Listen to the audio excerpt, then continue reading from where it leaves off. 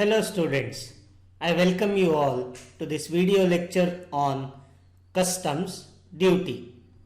In this particular video, we'll try to understand the format which is used for determination of customs duty. You have to follow this same format for every problem that you solve with regards to customs duty. If you don't go by the format while computing customs duty, you'll be solving this whole problem in a wrong way. So please give importance to this format and please understand the chronology of duties. So first, as we all know, we should take assessable value.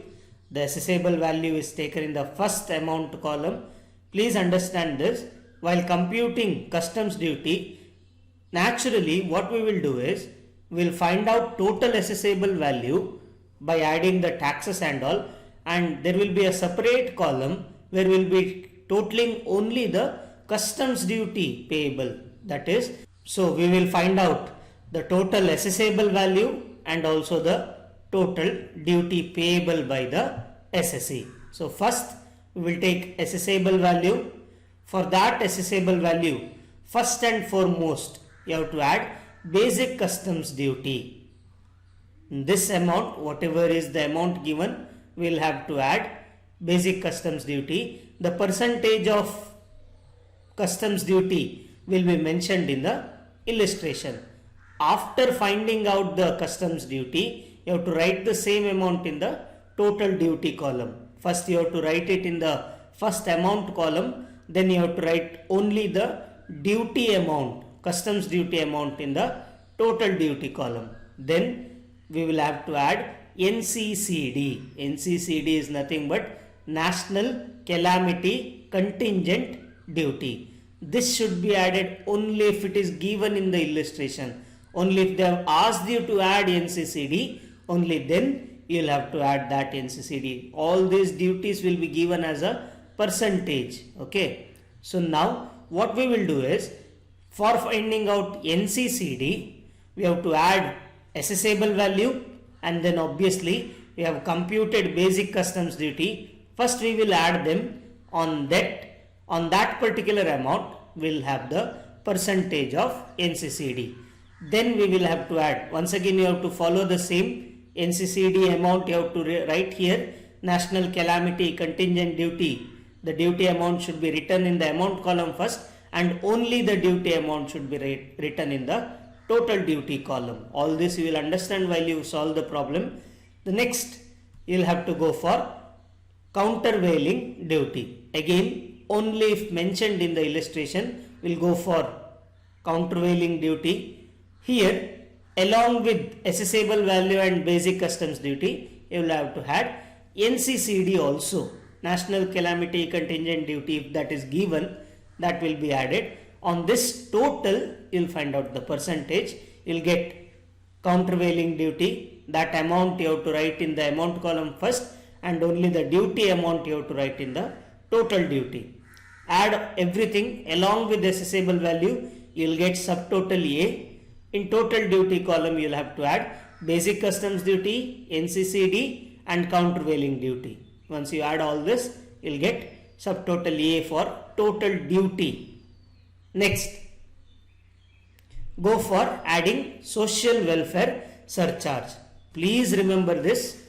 In few illustrations or in most of the illustrations, this will not be mentioned at all in the problem. Social welfare surcharges will not be mentioned at all.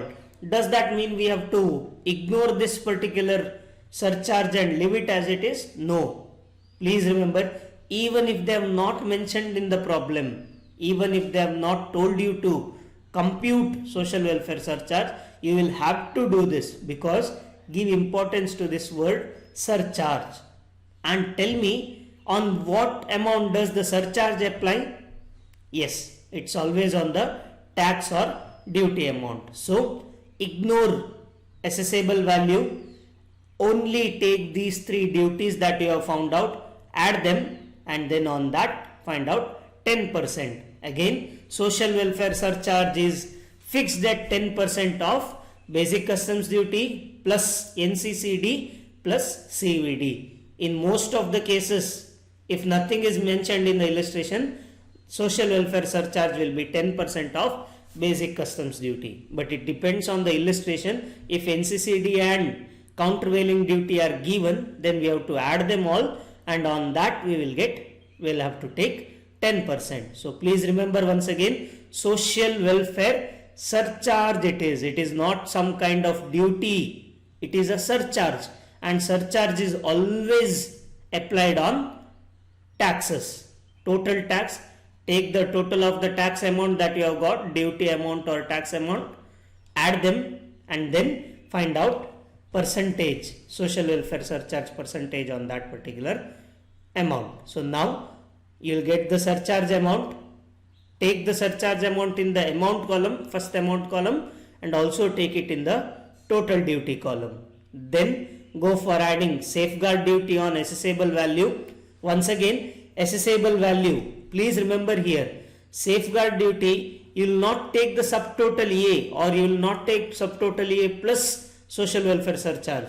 Safeguard duty is always found out only on the assessable value. And where will you get the assessable value? At the beginning of the problem. So take this amount, assessable value amount, and safeguard duty percentage, they will mention the percentage, add that percentage or find out that percentage on assessable value. All these three duties, it might be safeguard duty, it might be protective duties, or it might be anti-dumping duty also. All these three duties are always found out on assessable value if it is given as a percentage. Next, you go for protective duties, that is also on assessable value. Take the assessable value amount, multiply it by the percentage given. Anti-dumping duty on assessable value. Once again, take the assessable value, multiply it by the percentage. In certain cases, rather than giving percentage of assessable value, that is anti-dumping duty as percentage of assessable value, what they will do is they will give you amount per quantity that you have purchased, or they will tell you difference. Anti-dumping duty is the difference between a particular amount and a particular amount. So anti-dumping duty can be found out in 2-3 ways.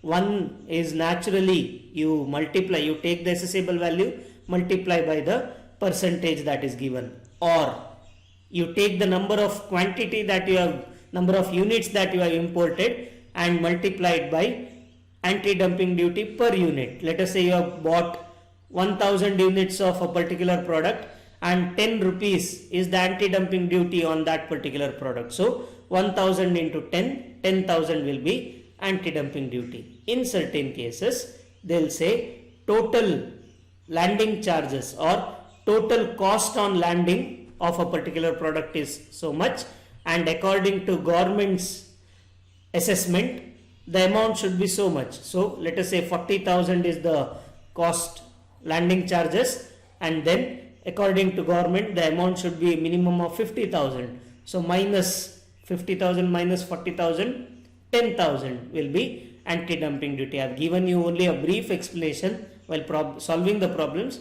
We'll understand all this in detail. Once again, just like you have done till now, take the social welfare surcharge here, again write the amount. Take the safeguard duty here, again write the amount. Take the protective duties here, again write the same amount.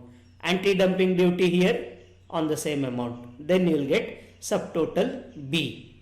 What is the difference between the amount in this column and in this column?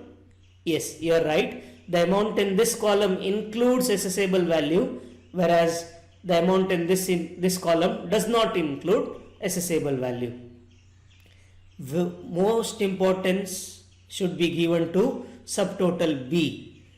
IGST, in every single problem there will be IGST, and rate of IGST will be specifically mentioned. So this IGST should be found out on subtotal B, that is this particular amount, not the duty column amount.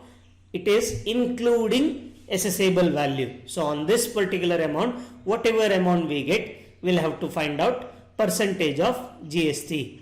Compensation cess on subtotal B. Again, give importance to the word subtotal B. What you have to do, you have to ignore IGST here. As they have specifically mentioned, compensation cess on subtotal B, ignore this IGST, take this amount along with assessable value. On that, you'll have to find out percentage of compensation cess. Again, write the amount, whatever you have received, whatever you have computed, same amount once again. Here there is one more column, one more row, in which you will have total assessable value, and in most of the problems you will be asked to find out customs duty payable, so you will get that in the duty column. So please remember this, duty column will get you total customs duty payable, the amount column will get you total assessable value.